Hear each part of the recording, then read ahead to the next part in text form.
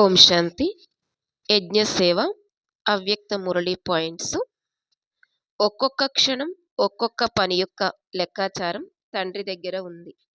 కాబట్టి ఒక్కొక్క క్షణాన్ని లెక్కించి సమాప్తం కూడా చేస్తారు, లెక్క చూసి ఇస్తారు. ఊరికే అలా ఇచ్చేయరు, కానీ పదమ గుణాలు ఇస్తారు. కాబట్టి ఈనాటి సేవాధారీలు రేపటి రాజ్యాధికారులు అవుతారు.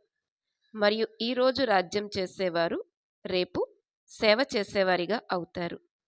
సేవాభావం సదా ఉన్నతంగా చేస్తుంది. పేరుకి సేవ, కానీ సేవ చేసే ఖాతా సదా మేవానే.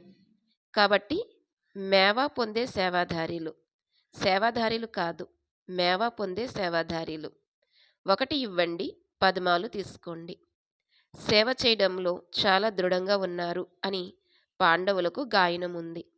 అందుకే వారికి దృఢమైన శరీరాన్ని చూపించారు. కానీ వారు దృఢమైన హృదయం కలవారు, దృఢమైన మనస్సు కలవారు. కానీ మనస్సుని లేదా హృదయాన్ని ఎలా చూపించగలరు? అందుకని శరీరాన్ని చూపించేశారు. సంతోషపు ఔషధాన్ని తింటారు, అందుకే లావుగా అనగా బలంగా చూపిస్తారు. మీ సహయోగంతోనే మొత్తం కారోబారమంతా నడుస్తుంది. సహయోగీలు విశేషమైన భుజాలు. అందరూ సాథీలే.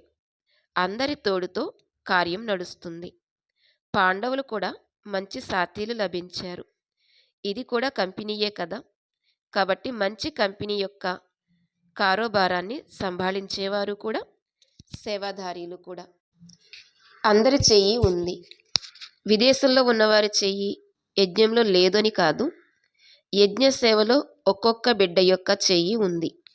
దేశంలో ఉంటున్నా, విదేశంలో ఉంటున్నా, ఎక్కడ ఉంటున్నా కానీ ప్రతి ఒక్క బ్రాహ్మణాత్మ చేతితో యజ్ఞం నడుస్తుంది. యజ్ఞాన్ని రచించేవారు బ్రాహ్మణులు. మేము యజ్ఞాన్ని రచించేవారిమి అని భావిస్తున్నారా? బాలక్స్ మాలికులు చాలా మంచి పద్ధతి తయారు చేశారు. సేవా ఖాతాను జమ చేసుకోవడానికి ప్రతి ఒక్కరికి అవకాశం లభిస్తుంది. సేవా కేంద్రంలో సేవ అయితే చేస్తూనే ఉంటారు, కానీ యజ్ఞ సేవకి విశేషమైన గొప్పతనం ఉంటుంది. యజ్ఞ సేవకు మహత్వం ఎందుకు ఉంది? సెంటర్లో సేవ కూడా యజ్ఞ సేవనే కదా. కానీ మధువనాన్ని మహాయజ్ఞం అని అంటారు. అన్ని యజ్ఞాలే.